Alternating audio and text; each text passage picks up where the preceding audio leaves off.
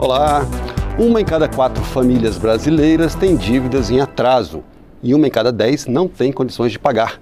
Essas dívidas são principalmente com cheque pré-datado, cartão de crédito, cheque especial, carnê de loja, empréstimo pessoal, prestação de carro e seguro. Para tentar reduzir o caso de pessoas superendividadas, a Câmara analisa projeto que prevê limites para o oferecimento abusivo de crédito e cria mecanismos de prevenção e negociação. O superendividamento das famílias brasileiras é o tema da Expressão Nacional de hoje.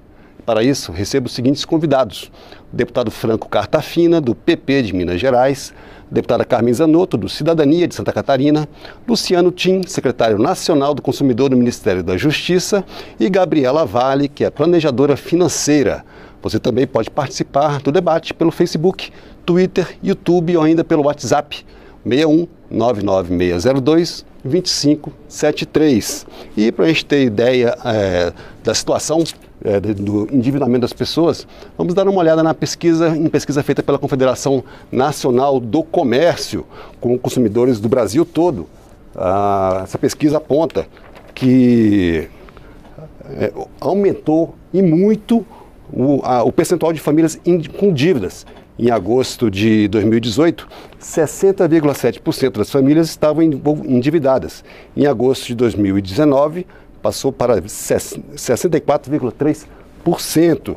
Já as famílias com contas em atraso passaram de 23,8% em agosto de 2018 para 24,3% em agosto de 2019.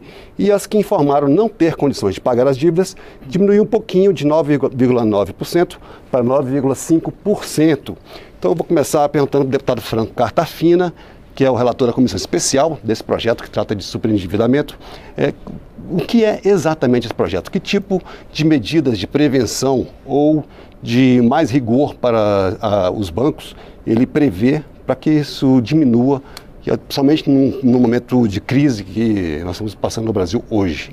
Bom, primeiro é importante a gente entender como que nasceu o projeto. Ele vem um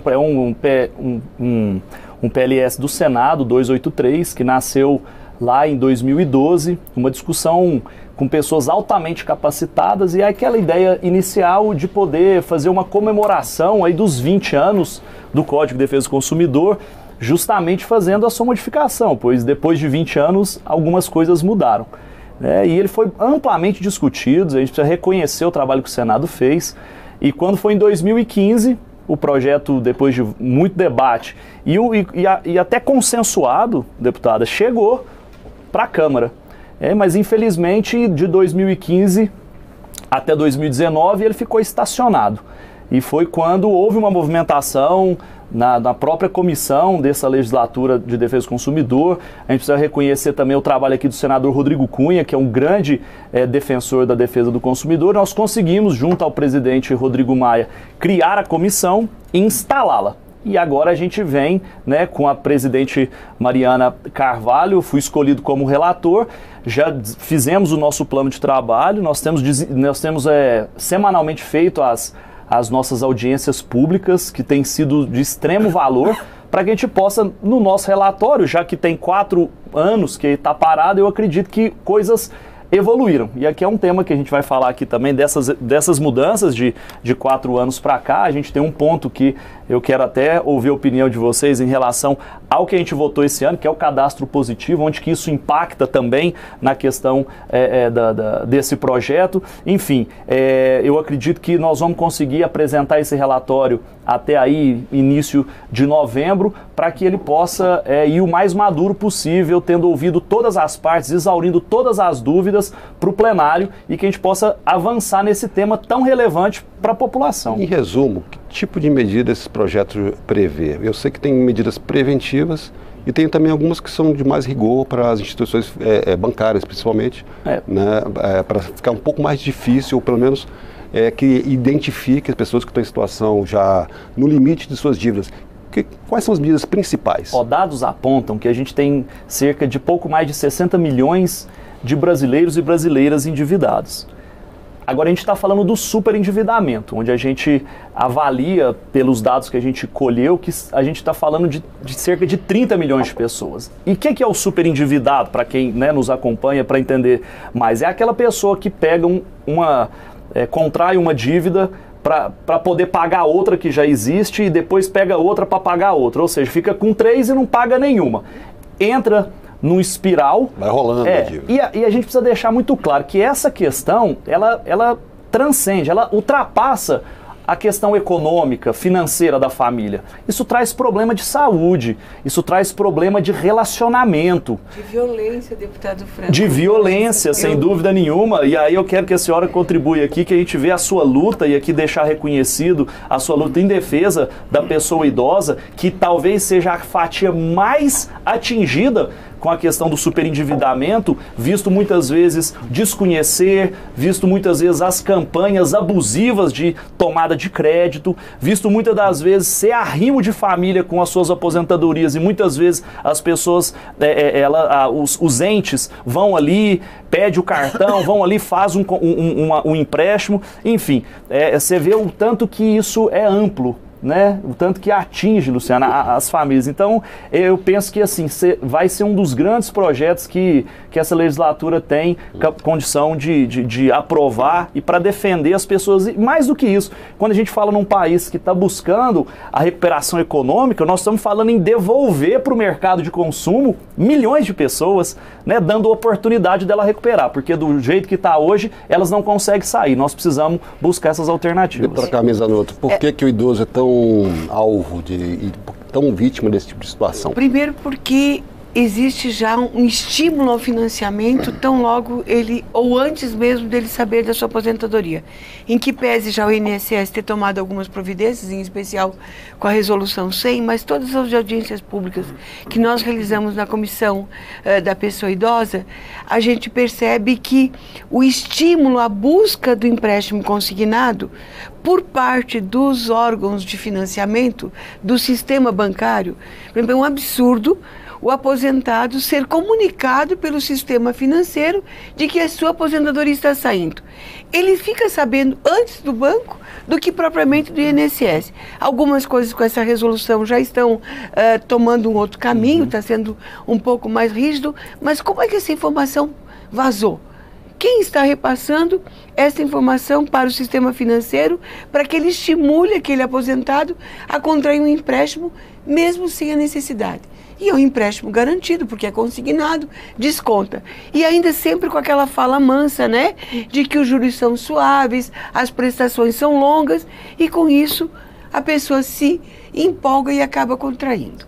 O que é mais grave, quando um ente da família, um familiar, quer trocar a sua moto, o celular, que tem muito modismo também no consumo, por isso que a gente tem que tratar também da educação financeira, a gente só comprar aquilo que é necessário e não ficar trocando, porque a marca X é um pouquinho melhor ou igual a Y, mas está mais na moda, e faz com que o idoso também contraia dívidas, ou seja, busque fazer o consignado para atender demandas que são muito além das suas necessidades. Para a gente ter ideia, é comum o relato das instituições de longa permanência de financiamentos contraídos, empréstimos consignados, antes de institucionalizar o idoso, antes de eu colocá-lo na instituição de longa permanência. Aí eu fico com aquele recurso e o idoso vai para a instituição de longa permanência só com uma parte do seu vencimento. Para nós, isso é uma violência tão grave quanto a violência física, a violência psicológica, porque traz sim o adoecimento, traz a dificuldade de acesso àquilo que muitas vezes é básico, um material de higiene ou uma comida diferente que ele gostaria de se alimentar. Então, é claro, não são todas as famílias, a gente precisa respeitar muito isso, mas lamentavelmente tem a ameaça ou até vou te fechar no quarto se você não atender essa demanda desse empréstimo consignado. Então a gente precisa tratar do tema e dizer que a violência financeira existe e acontece. E não é tão raro assim com os nossos idosos. Luciano Tinck, você que é secretário nacional de consumidor no Ministério da Justiça. O governo parece que tem um parecer favorável a esse projeto que está em tramitação aqui na Câmara.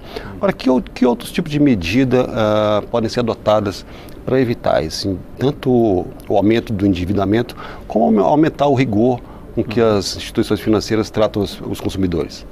Bem, nós identificamos como um problema grave também, estamos de acordo aqui no Ministério da Justiça com o que foi dito pelos deputados, dissemos isso na audiência e nos manifestamos por escrito. Então, há o problema, há um apoio também ao projeto de lei.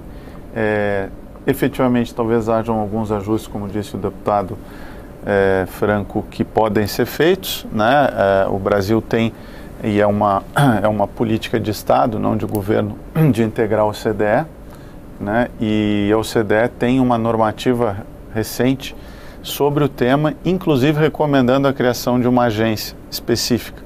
Não é o momento de se falar numa nova agência no Brasil, porque a gente está num momento efetivamente de controle de gastos, mas talvez a gente tenha que pensar um pouquinho melhor sobre como fazer essa defesa. Não me parece que hoje ainda o Banco Central exerça esse papel, que até por outras missões que ele tenha, mas enfim, acho que é possível se pensar em alguma coisa nesse sentido. Uma agência para fiscalizar a atuação dessas... Sobre proteção do consumidor na área financeira. Fiscalizar os bancos, essa concessão de financiamento, de crédito, seria isso? Não é mais do que fiscalizar, regular, né? Porque no Brasil a gente tem muito essa mentalidade fiscalizatória, né? Mas é mais regular e ter certeza de que as pessoas estão fazendo escolhas informadas, né? E estão tendo liberdade de escolha. Então é mais regular esse mercado. Isso aconteceu com os Estados Unidos em 2008, por conta da crise econômica que houve lá, eles tiveram que criar uma agência específica. Mas enfim, o ponto é que talvez haja melhoras, aperfeiçoamentos, mas a Senacom é favorável ao projeto de lei. Nesse tema dos aposentados e consignados mais em geral, também nos sensibilizou muito, conversamos com o INSS e aí fizemos digamos assim, uma conversa, né? Enfim, usando uma expressão, né, que o regulador pode fazer para que os bancos, né, tratassem desse tema sem a necessidade de esperar, né, toda a discussão parlamentar que é necessária no regime democrático até que se criem normas de superendividamento. Também a OCDE recomenda que se trabalhe com autorregulação ou autorregulação supervisionada, que é o que a gente fez. Então a FEBRABAN criou algumas regras endereçando e a gente supervisionando, né, alguns dos problemas que a deputada Carmen mencionou. Um dos problemas é o que se chama vulgarmente o pastinha, que é aquele sujeito que atua em nome, né, do correspondente bancário e é o cara que justamente muitas vezes no interior acaba assediando, que eu acho que essa é a palavra, o aposentado. Então se estabeleceu ali que ele não vai receber remuneração por 1 ano se ele fizer a troca de financiamento. Então isso pode... A portabilidade dava para ele uma comissão. Um incentivo, exato. Então aí ele ficava fazendo a portabilidade recorrente a título de ganhar dinheiro. Sim. Né? Então isso... Foi uma medida muito boa. Foi uma medida boa. Assim como essa, todas as instituições financeiras elas devem integrar a plataforma do consumidor.gov.br e isso vai permitir que os consumidores, porque o idoso também é um consumidor, a gente esqueceu, né? Isso ficou no âmbito do INSS, mas o INSS ele é um órgão que não tem a competência de fazer defesa do consumidor. Então nós firmamos um acordo de cooperação técnica com o INSS para fazer a defesa do consumidor, inclusive o idoso, que a gente entende que ele é o não é superendividado, me fugiu aqui, ele é o hipervulnerável, né? Então ali a gente vai trabalhar com todos os sistemas de defesa do consumidor para observar o cumprimento dessas regras de autorregulação. Então além da norma do INSS, nós vamos fiscalizar toda aquela, vamos fazer agora, estamos preparando um guia para orientar o consumidor idoso nesse tema. E também a FEBRABAN se comprometeu conosco, e aí é uma regra que nós estamos tratando como regra mínima, não máxima, né? Mínima, a contratação de uma empresa de auditoria, né?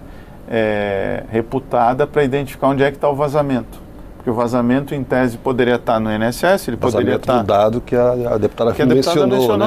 Os bancos já sabem que a pessoa vai receber a aposentadoria. E aí tem certamente depois vai ser comentado no tema de educação financeira, mas tem um aspecto comportamental que a pessoa já está querendo se aposentar.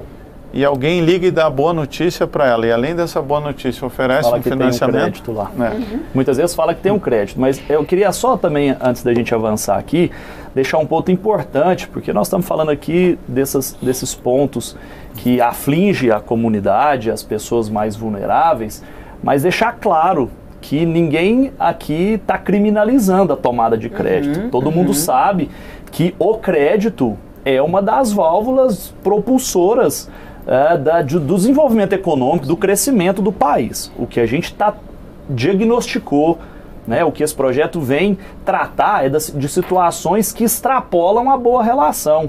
Né? Nós estamos querendo cuidar aqui de pessoas de boa fé, não é aquele que pega crédito de má fé para depois ficar devendo. Nós não estamos solicitando nesse projeto nenhuma anistia de pagamento, ou seja, o tratamento desse endividado é que ele pague, mas desde que ele pague com a condição que ele tenha, porque do jeito que o superendividado está, e a Gabriela vai poder falar isso muito bem, ele não consegue pagar. Eu tenho um comentário aqui que chegou aqui pelo YouTube, na verdade foi pelo Facebook, a Luciana Miranda mandou o seguinte comentário, que a gente pode avançar para outra fase da nossa discussão. Sei da realidade das dívidas das famílias brasileiras, eu nunca tive esse problema, sempre assisti programas como esse, que nos alerta sobre esses abusos nas dívidas. Então eu queria aproveitar o comentário da nossa telespectadora, perguntar para a Gabriela, que é orientadora financeira, a respeito desse tipo de... como a pessoa pode se educar. Eu queria só fazer aqui a divulgação, porque como seria o último eixo da nossa preocupação, que é a educação. Né? Nós temos uma escola nacional do consumidor e nós temos cursos lá de educação financeira. Então esse curso está à disposição, ele acontece, né, de tempos em tempos, e o material está à disposição na internet, e nós vamos também deixar essa via física aqui à disposição na Câmara para consulta. Que encaixa no assunto da Gabriela. Da Gabriela, eu queria só também pautar um pouquinho a questão do servidor público. A facilidade com acesso nos empréstimos consignados. Bom que a gente vai juntando e são jovens orientados, né? Que têm o conhecimento, e ele entra nesse emaranhado de um consignado em cima do outro, e isso faz com que ele não seja um profissional feliz. Ele passa o mês todo pensando que ele vai receber o pagamento no final do mês, mas parte dele não entra no seu contra-cheque porque já foi através dos empréstimos. Então, acho que era importante falar um pouquinho também sobre isso. Então, antes de mudarmos, aí aproveitando, desculpa, já que nós, saindo dos aspectos legais, jurídicos, mais amplamente, como o deputado Franco mencionou, isso também é importante nós mencionarmos na Senacom, assim, nós também não temos nada contra especificamente um setor econômico, e dizendo que esse projeto de lei ele encontra, né, digamos assim, supedâneo em outros, no direito comparado. Eu mencionei aqui o direito americano, inclusive no direito norte-americano, que é um dos países, digamos assim, mais capitalistas, né, ou mais liberais, tem uma lei nesse sentido, porque se as empresas podem entrar em recuperação judicial, também seria lícito que as pessoas físicas, os consumidores, também tivessem esse mesmo direito. Então, e eu mencionei a OCDE, e o Brasil tem essa pretensão. Então, mesmo a OCDE, que tem normas também que nós mencionamos aqui, vai na linha digamos assim, do projeto de lei. Gabriela Vale, gostaria muito de ouvir suas orientações para a pessoa que está, né, no limiar, por exemplo, de obter um financiamento além do que poderia vir a pagar, ou naquela tentação de conseguir parcelar uma compra, ou fazer muita compra no cartão de crédito. Por que as pessoas chegam num ponto de começar a ter dívida em cima de dívida, ou uma dívida para pagar outra dívida? Por que a pessoa chega nesse ponto?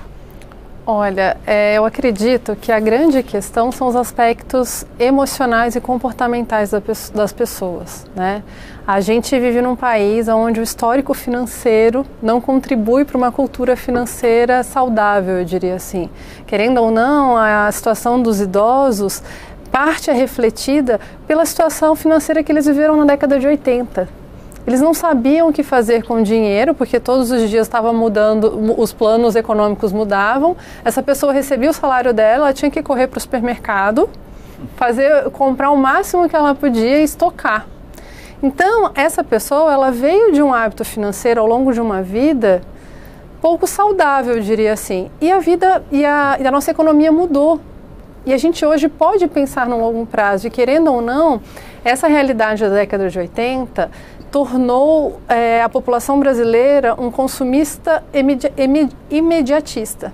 A gente vive no hoje. Então, o pensar no longo prazo para o brasileiro é muito difícil.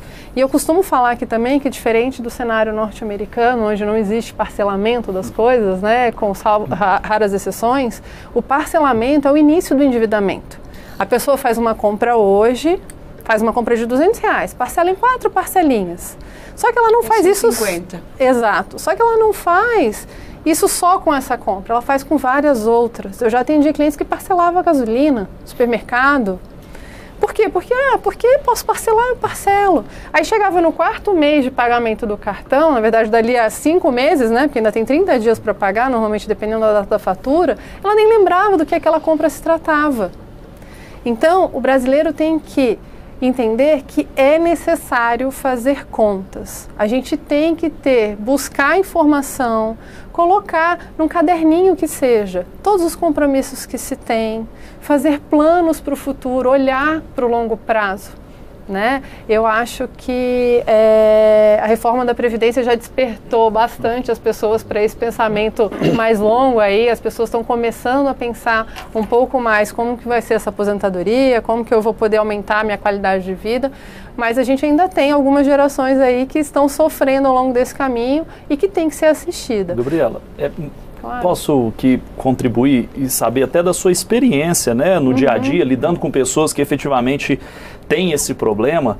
A gente tem acompanhado essas audiências e alguns estudos apresentados lá mostram que também o desemprego, o divórcio, talvez a diminuição da renda e também problema de saúde leva esse descontrole. Muitas vezes porque a pessoa vai fazendo aquele gasto no limite, se acontecer uma situação diferente da realidade, aí desanda tudo. É por isso? Também, né? Na verdade, hoje sabe-se que problemas de saúde é uma das maiores causas de falência nos Estados Unidos, onde se tem esse tipo de dado, né? Mas por isso, o brasileiro ele vive no hoje. Hoje eu estou dando conta de pagar, ótimo. Aí amanhã vem uma situação adversa, qualquer que seja ela, ele tem uma grande dificuldade de adaptação financeira a essa nova realidade. Às vezes baixar um pouco o padrão de vida, mudar, passar a fazer escolhas diferentes. O fazer escolhas, as pessoas não pensam que às vezes você tem que ensinar uma criança a fazer escolha, né? Você quer isso ou isso? Não, você pode ter os dois. Aí você vai criando um consumista que lá na frente vai utilizar o cheque especial, o cartão de crédito para ter tudo o que ele quer. Então, essa sensação de finitude do dinheiro precisa ser passado. Saber dizer não por parte dos pais. Também. Né? Eu quero. E o pai e a mãe sentar e explicar por que não dá para adquirir. Exatamente. Que aquilo custa. E aí, o acesso fácil ao crédito complica ainda mais essa relação, porque o pai não diz o não, acaba se endividando e lá na frente... Esse componente cultural, ouvindo a fala, me lembrou do livro do Sérgio Buarque de Holanda, A Raiz do Brasil, e a dificuldade do brasileiro com o não, com se ater a regras, com impor regras, né? Então, aparentemente há um problema de regras para as crianças, né? E a gente tem na Senacom um tema importante que é de publicidade infantil, sobretudo no ambiente das redes digitais, né, nas plataformas digitais, que hoje simplesmente não há regra sobre isso, aparentemente, então a gente está estudando. E depois também, e aí pode ser que essas crianças, esses netos, peçam aos avós os presentes que depois geram o superendividamento, e aí esse aposentado não sabe dizer não, então eu acho que vai ter que começar a pensar nisso. E depois também tem essa dificuldade, né, do não em outras esferas. Então, dizer, é um problema cultural que desafia uma questão aí histórica também com o ensino. Agora a gente também gostaria aí que não só nas faculdades de Direito, mas né, que esse curso e outros de educação financeira pudessem ser oferecidos. A gente está indo visitar o MEC para que alunos das escolas de ensino privado, das universidades, por que não das escolas privadas, tenham acesso a esse curso. Porque isso tem a ver com matemática e às vezes a matemática está ensinando outra coisa quando tem uma coisa muito concreta que... Já tem algumas iniciativas legislativas em algumas câmaras de vereadores, a gente tem isso em Santa Catarina, e o Banco discutindo Central, a educação financeira nas escolas. O Banco Central tem um projeto, né, de acrescentar a educação financeira até março de 2020 nas escolas. Já tem isso e numa questão mais transversal. Né? Na verdade, você pode falar de educação financeira não só em aulas de matemática ou de direito ou, enfim, de administração. Você pode ensinar matemática financeira falando de história, contando o período inflacionário que a gente viveu na década de 80, explicando como as coisas se comportavam, em outras matérias também, porque isso está presente no nosso dia a dia. Então, primeiro, eu preciso falar de dinheiro dentro das famílias. Dinheiro, querendo ou não, no Brasil é um tabu. Eu atendo maridos e mulheres que não sabem quanto um ou outro ganha. E você vai perguntar o regime de casamento dos dois é comunhão parcial de bens? Espera aí. Às vezes um está guardando dinheiro e o outro está endividado. E super endividado em algumas situações. E muitas vezes é o grande problema, né? Exato. Eles evitam conversar porque ali vai criar o atrito. E tem casos que já me chegaram de da mulher, que é uma professora aposentada. E a gente tem que lembrar que existe uma lei que norteia o máximo que você pode pegar, por exemplo, de consignado, que são lá seus 30%. Mas a gente sabe que existe algumas práticas abusivas que acabam extrapolando. Então, acabou o consignado, opa, peraí, tem uma outra modalidade, essa aqui é o empréstimo pessoal. Renegocia, começa a pagar tudo de novo. Você cria os 5% adicional no cartão. E outra, o crédito pessoal não tem limite. E ele não tem limite, ele não tem garantia, os juros é o quê? Maior. Sim. E o prazo também mais extenso. Então, tem gente que você olha, chega a comprometer 80%, 90% da sua renda. Então, uma outra questão importante do projeto é mecanismos para garantir o mínimo existencial. As pessoas têm que ter o mínimo ali. Como é que se mede esse mínimo existencial? Essa é uma questão bem subjetiva, assim, né? Ela não tem um ponto objetivo. Hoje a gente tem um salário mínimo. Salário mínimo, será que ele remete ao mínimo existencial? Ou pode ser um pouco os 30% a menos do mínimo? Então esse é um ponto que fica um pouco aberto, mas é garantir que a pessoa possa ter ali com alimentação, às vezes comprar um remédio, pagar conta de luz, conta de água, né? E aí isso tem que ser ajustado. As despesas fixas. As despesas fixas. Pelo menos salvo aquilo que você tem de despesa mensal, tem que entrar na conta. Mas a grande questão que eu vejo é que as despesas fixas, elas só são uma parte de todo o resto. Né? Então, essa pessoa que está num processo de superendividamento, e a grande questão do superendividamento que eu vejo é que ele é silencioso. Né? Essa pessoa que chega a esse patamar, ela vem há muitos anos consumindo além do padrão de vida que ela deveria consumir. Então, num mês ela entrou um pouquinho no cheque especial, num mês ela estourou um cartão de crédito e foi pagando a taxa de juros, uma das mais altas do planeta. Hoje o Brasil tem o segundo maior spread bancário do mundo. Vamos ver agora quais são os principais tipos de dívidas das famílias brasileiras, né? De acordo com uma pesquisa da Confederação Nacional do Comércio. Eu vou mostrar para vocês que, em primeiro lugar, está o cartão de crédito, né? Com quase 80%. Né, das famílias estão endividadas com cartão de crédito. Será que é um pouco psicológico isso? Eu não vejo recurso. Logo em seguida vem os carnês, que provavelmente são esses parcelamentos, né, de boletos, né, em loja, etc. E financiamento de carro em terceiro lugar, com quase 10%. Financiamento de casa, né, da casa própria, 8,7%. Crédito pessoal e cheque especial, que me surpreendeu, achei que fosse mais. Está muito alto, acho que as pessoas estão começando a aprender. Agora, tem uma questão aí que talvez valesse a pena falar para quem está nos assistindo, que o ser humano ele tem dois sistemas decisórios no cérebro. Um, que é o racional, né, e que é lento, e o outro que é, né, rápido, intuitivo e emocional.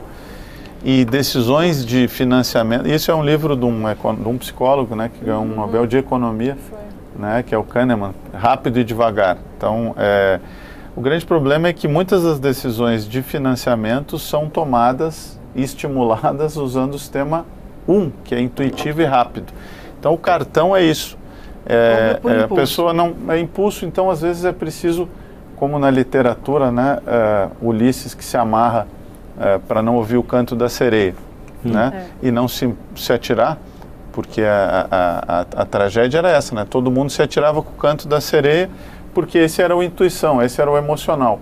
Então, ele, sabendo que isso poderia acontecer, ele racionalmente opta por se amarrar para, né, não pular. Então, às vezes as pessoas que estão já numa situação limite, o ideal é evitar, que se amarre usando o sistema 2. Pode ser, por exemplo, evitando ter cartão de crédito. Você pode cortar o cartão de crédito. Eu já dou uma sugestão um pouquinho diferente, porque às vezes o cartão de crédito, dependendo do grau de endividamento da pessoa, é a única forma que a pessoa tem de se alimentar. Isso acontece, infelizmente, e ela está num processo de endividamento. Mas como a deputada mencionou, o cartão de crédito, você não sente a dor do pagamento. Isso é uma terminologia de finanças pessoais, que é payoff payment, que é exatamente isso. Você não vê o meio de pagamento sendo trocado. Você paga, dali a 45 dias, a instituição financeira vai te pedir aquele recebimento. Só que ela já está esquecendo o que ela gastou lá atrás. Então, uma maneira muito didática, já entrando um pouquinho, voltando um pouquinho naquela sua pergunta, é anotar todos os gastos. É terapêutico, né? As pessoas precisam ter um bloquinho, que seja bloco de notas do próprio celular. Eu saí hoje, fui ao supermercado, gastei R$100. Tem aplicativos para isso. Tem aplicativos para isso também, que ajuda bastante a aproveitar a tecnologia, mas falando do idoso, né, também anotar um bloquinho de anotações. Nudge, que é outra expressão também, usada, não, né? Nudge, que é um empurrãozinho, né, que foi o chefe de regulação do Obama, o Susten, que escreveu. Esse empurrãozinho para usar o sistema, sair da intuição e cair na razão, pode ser o SMS. Então, eu, por exemplo, cada vez que uso o cartão, PIN, gastei. Então, ou seja, a gente vai criando certas Exato, existem esses mecanismos e também tem que se tomar cuidado. Por exemplo, hoje, ultimamente, na tecnologia, às vezes você aproxima o telefone e já paga uma conta no cartão. O celular se aproxima e você paga. E nem sempre as pessoas têm essa consciência de olhar um SMS ou fazer uma anotação. Então, a própria anotação vai trazendo essa consciência situacional para a pessoa saber, poxa, eu já gastei tanto, eu já gastei tanto, eu já gastei tanto. E o cartão de crédito está muito difícil da pessoa também abrir mão, porque, por exemplo, se você vai fazer qualquer compra pela internet, a maior parte das vezes é pelo cartão de crédito, né? Você vai comprar uma passagem até de ônibus. Tem gente que faz cartão de débito. Então, eu acho que assim... É uma especialista falando e deve ser respeitado, né? Mas também a gente acaba, muitas vezes, na área jurídica, lidando com o limite, né? Então, a lei, eu acho que tem um ponto positivo, o projeto de lei, já sendo otimista, minha mulher que é psicanalista, já ia dizer que tem como é que é um ato falho, né? Já querendo a lei. O projeto de lei tem um ponto positivo que é evitar a judicialização. Sim. Porque num país com 80 milhões de processos, né?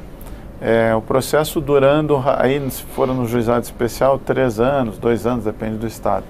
Para resolver a vida do sujeito, da pessoa, então você apostar em ferramentas de conciliação. De mediação. Que já acontece a conciliação em casos como esse, de defesa do consumidor, em alguns estados, tanto que a gente recebeu pessoas ligadas aí à defesa do consumidor, mostrando que a conciliação já funciona, já consegue demonstrar um avanço nisso, mas mostrou que existe ainda um limite, que chega numa parte, a hora que um lado, principalmente do consignado, quando é uma repactuação do consignado, muitas vezes não se tem, porque o consignado está lá, né? Vai cair o dinheiro na conta, vai ser debitado o valor do consignado. Então, um outro ponto que eu acho importante é o formato, deputada, do formato de você estabelecer o contrato desse crédito.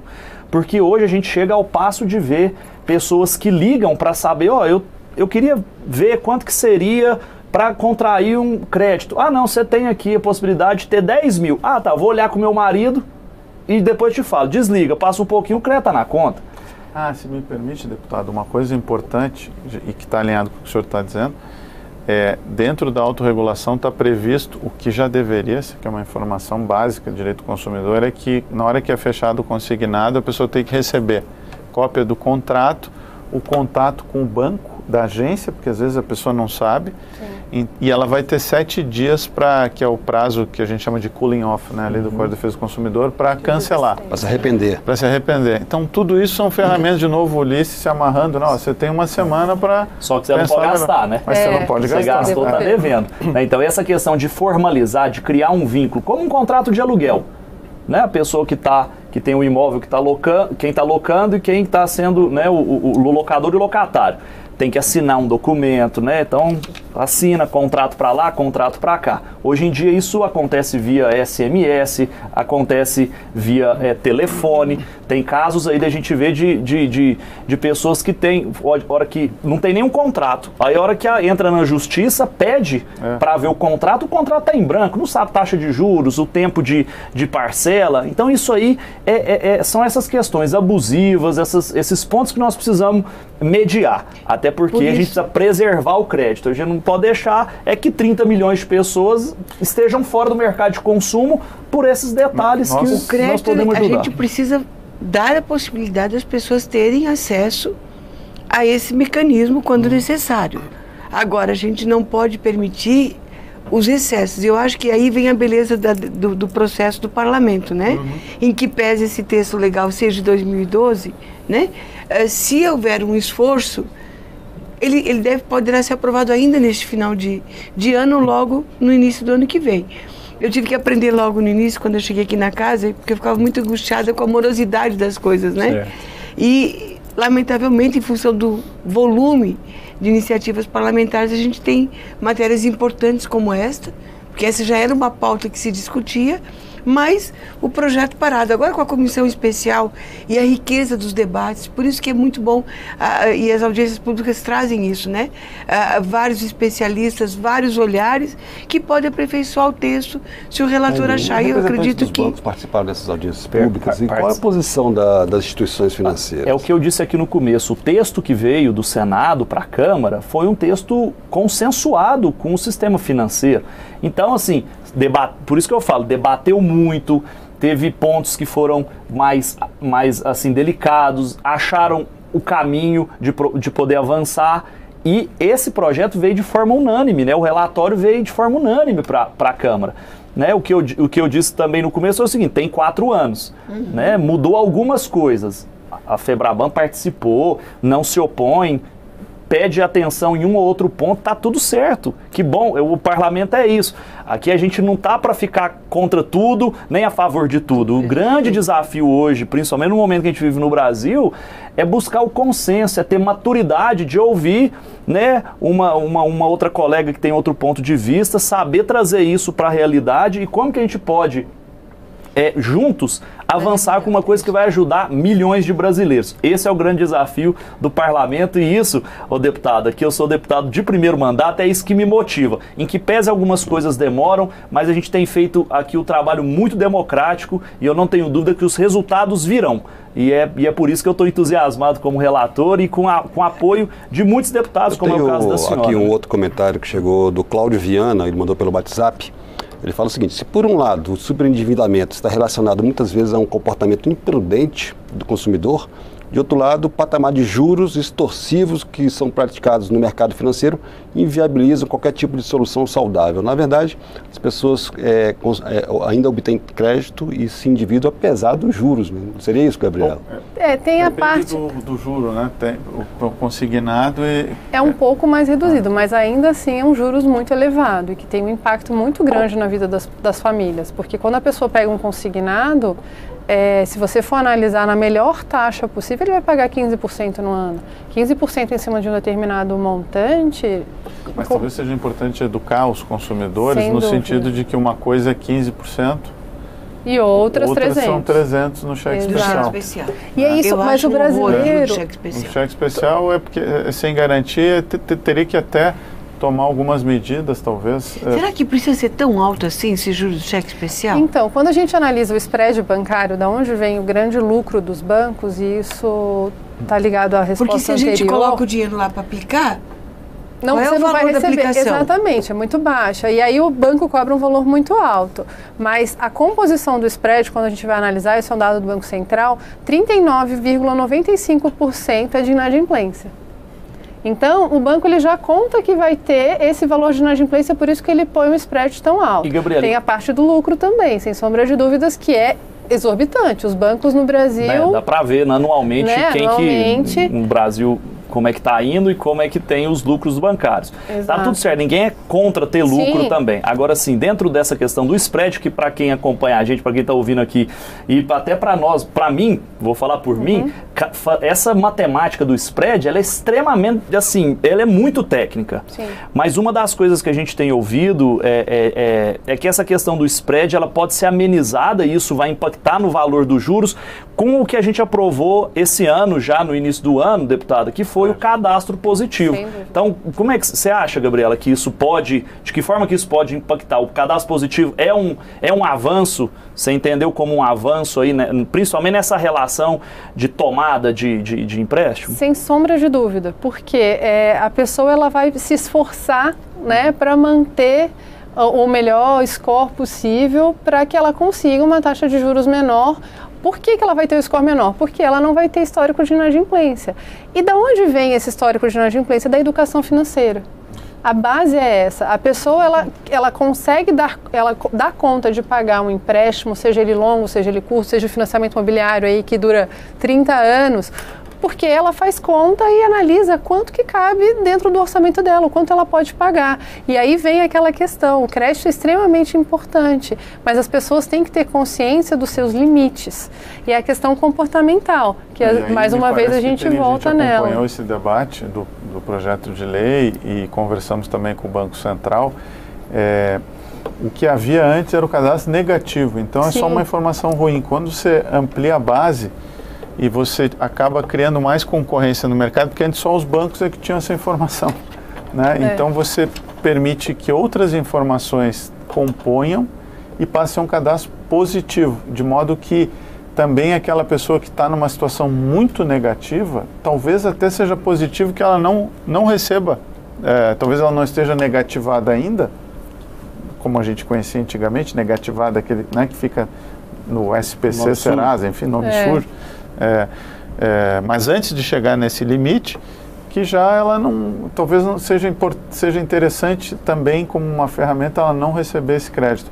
Nós perguntamos, inclusive ao Banco Central, se haveria algum risco de alguma injustiça, enfim, até social. E a posição não é que, curiosamente, ou não, talvez a especialista possa nos esclarecer, que a inadimplência não é por classe. Ela tem um percentual que atinge todas as classes. As pesquisas da Confederação Nacional do Comércio que a gente mostrou ali, ela mostra exatamente isso. Os percentuais são praticamente os mesmos de classe A, B, C, D.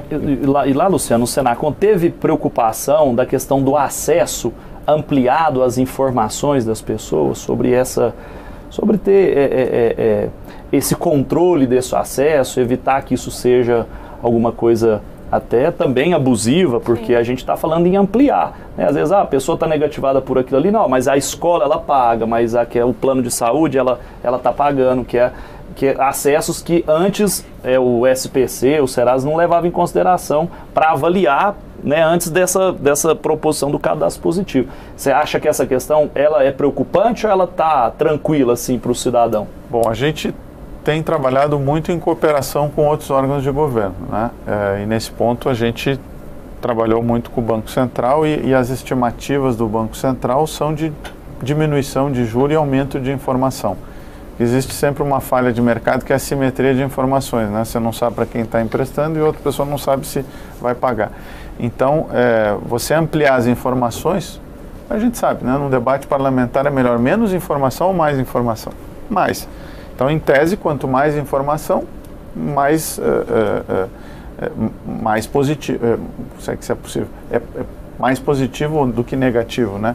Então, a aposta seria que seria favorável. Agora, nós também aí trabalhamos num outro projeto de lei que é o acompanhamos, né? O projeto de lei do Congresso, acompanhamos a Lei de Proteção de Dados, que também estabelece ali alguns limites para que informações, como você deve ter essa informação, e o que a gente só cobrou muito, e todas as 4 empresas de birôs de crédito também estão no consumidor.gov.br.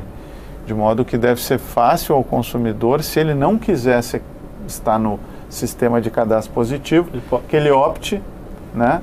E inclusive, se ele tiver dificuldade, ele pode manifestar essa dificuldade no consumidor.gov.br e aí nós poderemos também tomar medidas nesse sentido. Eu trago essa provocação porque a gente estava dizendo aqui no começo, deputada, que a gente preocupa já hoje com o vazamento de informação daqueles que, obviamente, aposentaram e estão sabendo por uma financeira que estão aposentados. É óbvio que isso aí saiu do INSS, porque quem aposenta é o INSS. Então, nós estamos nós estamos tratando de informações que já são dados, que deveriam ser dados sigilosos ali, né?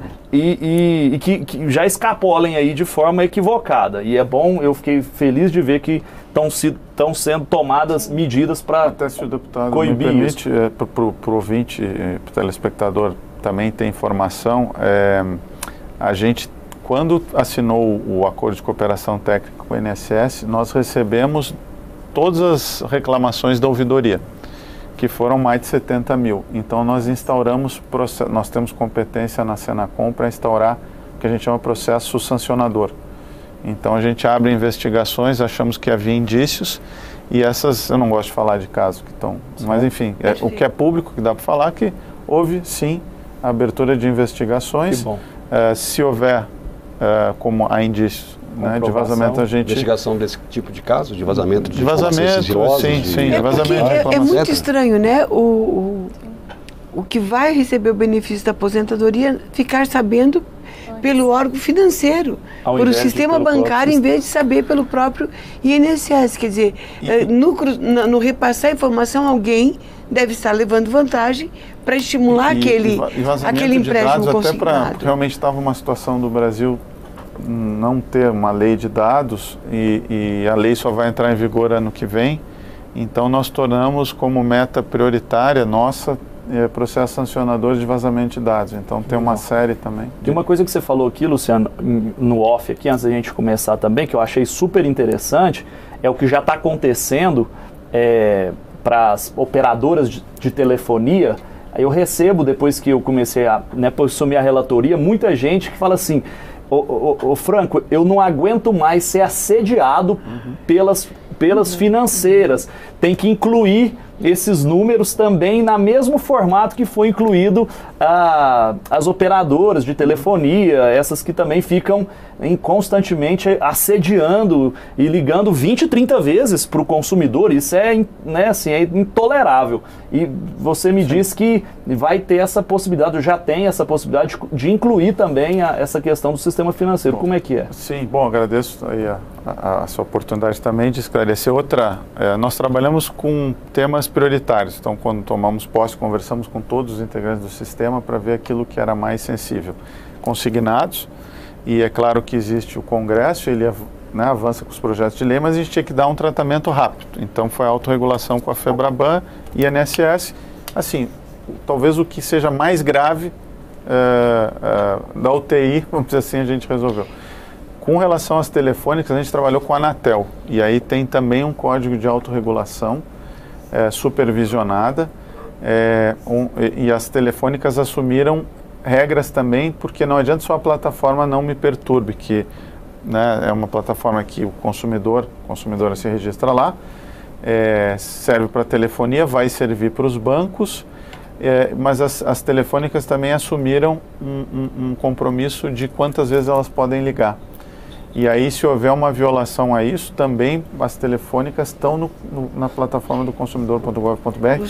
Também é possível se fazer. Luciano, e o consignado para o servidor público em geral, aqueles acordos que acontecem entre o órgão financiador com os municípios, por exemplo, ou os estados, para permitir os consignados, vocês pensam em limitar alguma coisa ou...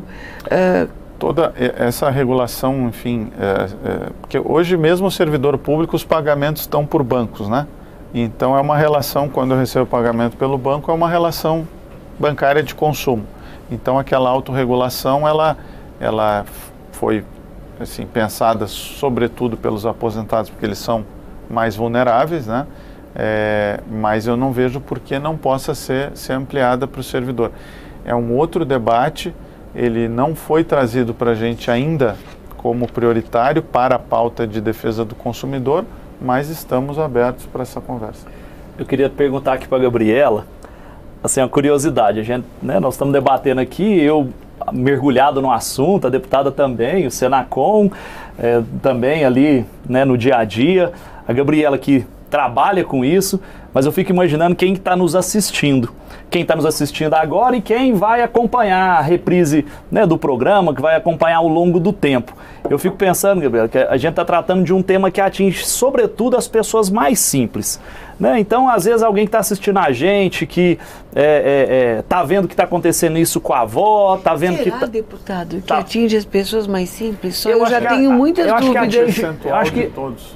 atinge, mas assim, eu fico pensando, eu quero na mais simples, porque um que tem mais condição, pelo menos condição financeira, às vezes tem como recorrer a um aplicativo, tem mais condição, inclusive às vezes intelectual, de poder ir lá, tratar de uma renegociação, tem condição às vezes de contratar um advogado e judicializar isso, pedir suspensão dos juros, pedir o repactuamento, da repactuação, contratar um aí eu tava fazendo um raciocínio justamente da mais simples, porque a mais simples ela é a mais vulnerável, né? Então eu queria, assim, imaginar que tem alguém assistindo a gente, que fala, pô, isso aqui acontece na família de um conhecido, com uma tia minha, com a minha avó, eu tô vendo isso acontecendo. O que seria, assim, de forma rápida, assim, 1, 2, 3 dicas, para assim, a pessoa falar assim, eu quero começar a replanejar, eu tô com um problema, o que ela teria que fazer? Primeiro passo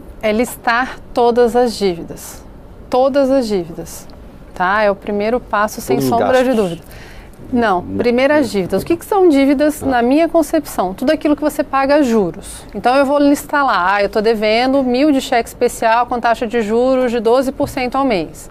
Eu tenho um consignado que eu pago uma prestação de R$300, faltam ainda 48 prestações com a taxa de juros de 1,15% ao mês e o saldo devedor para eu quitar é de tanto. Eu vou listar todas as minhas dívidas. E todos os meus bens. Porque às vezes, por mais humilde que a pessoa seja, às vezes ela tem um móvel encostado em casa que ela pode vender para um vizinho, pode levantar um dinheiro dali para poder ajudar na quitação daquelas. Quando eu listo todas as minhas dívidas, entendo os juros, porque é aquilo que a deputada falou anteriormente, que as pessoas não têm consciência do quanto de juros elas pagam, é isso, poxa, eu estou pagando 12% ao mês no cheque especial e estou pagando 1% de consignado, qual a dívida que eu tenho que estar primeiro? A do cheque especial. Então, essa listagem de dívidas é extremamente importante.